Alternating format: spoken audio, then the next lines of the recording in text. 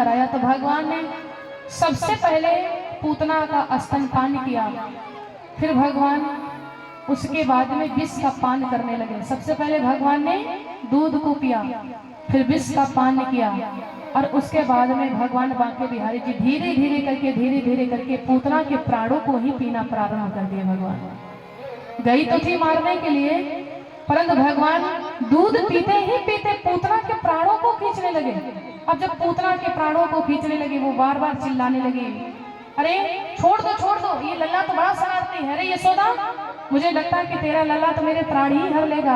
वो पूतना बार बार चिल्लाने लगी, प्रयत्न करने लगी कन्हैया को छुड़ाने के लिए। कन्हैया ने हाथ जोड़ करके कहा, मौसी मेरा कुछ स्वभाव ही ऐसा है कि एक तो हम जल्दी किसी को पकड़ते नहीं हैं, आप कह रहे कि मुझे छोड़ दीजिए, लेकिन मेरा स्वभाव ही कुछ ऐसा है कि हम एक तो जल्दी किसी को पकड़ते नहीं, अगर एक बार पकड़ लेना तो फिर छोड़ते नहीं है, इसलिए छोड़ेंगे नहीं।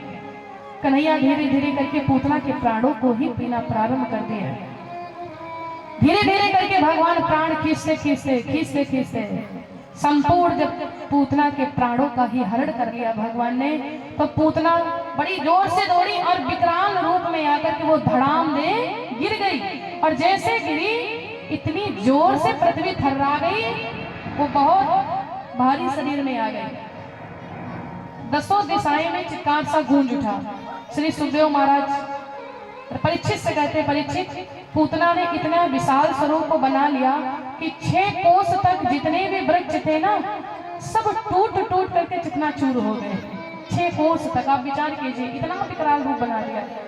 और माधव बांके बिहारी पूतना के पेट पर बैठ करके भगवान खेल रहे हैं। इधर जब मैया ने सुना, इतनी तेज से कोई घोर से आवाज हुई, मैया दौड़ती तेज आवाज देकर के गई, और देखती क्या है कि जिस पालने में कन्हैया जी थे वहां तो कन्हैया थे नहीं। जब मैया थोड़ा आगे बढ़ी, मैया बड़ा सच्चाई, कहाँ मेरा कन्हैया गया, तो मैया ने देखा कि पूतना के ऊपर उधर पर बैठ करके बांके बिहारी जी उसके हृदय से बैठ करके भगवान खेल रहे हैं।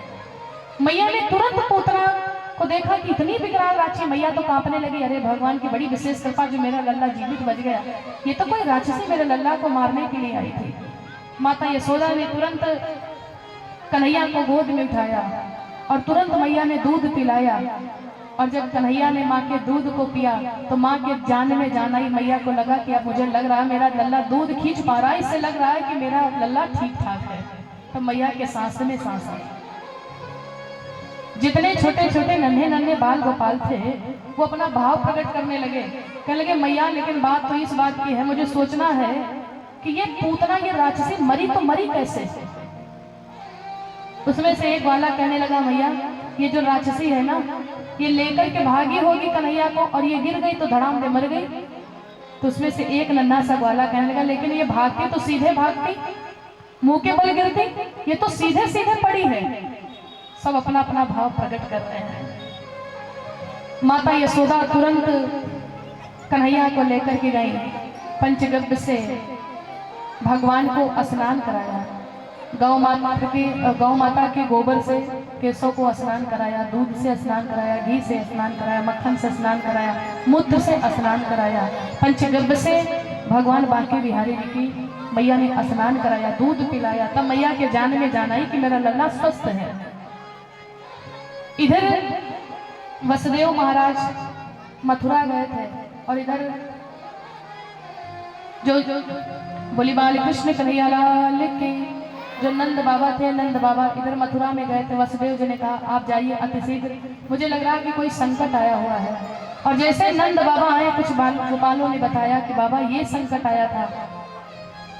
नंद बाबा कहने लगे कि वसुदेव जो है ना वो बड़ा ही धर्मात्मा है, वो बड़ा तेजस्वी, उसने पहले ही कहा था कि तुम्हारे ब्रज में कोई संकट आने वाला है, तब से मैं भगवान का ही नाम लेकर के आ रहा हूँ।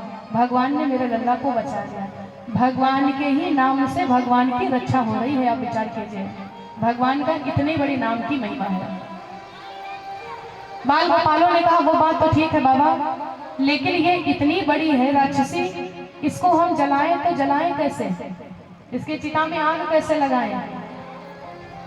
और पूतना के शरीर के छोटे छोटे बाल गोपालों ने सब अपने अपने घर से कुल्हाड़ी लेकर के आए, और पूतना के शरीर से छोटे छोटे टुकड़े कर दिए, और छोटे छोटे टुकड़ों को करके पूतना के शरीर को जला दिया।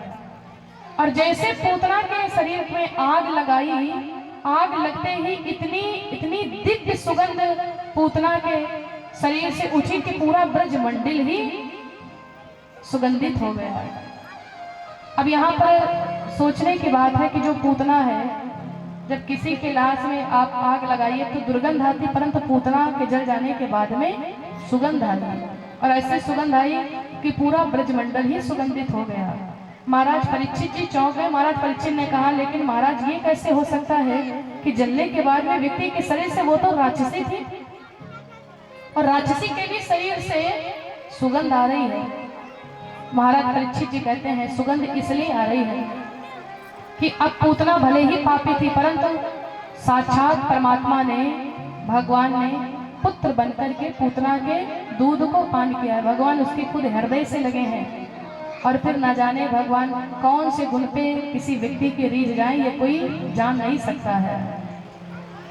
सुखदेव महाराज, परीक्षित जी महाराज कहते हैं कि पूतना का ना परिवार अच्छा, ना नाम अच्छा, न कुल अच्छा, न स्वभाव अच्छा, रक्तपान करती थी, बच्चों को लेकर के जाती थी, और फिर भी उसके जलने से सुगंध आई। तो भगवान पता नहीं आपके कौन से गुण पे रीझ जाए। बोली बाल कृष्ण कन्हैया लाल की। न जाने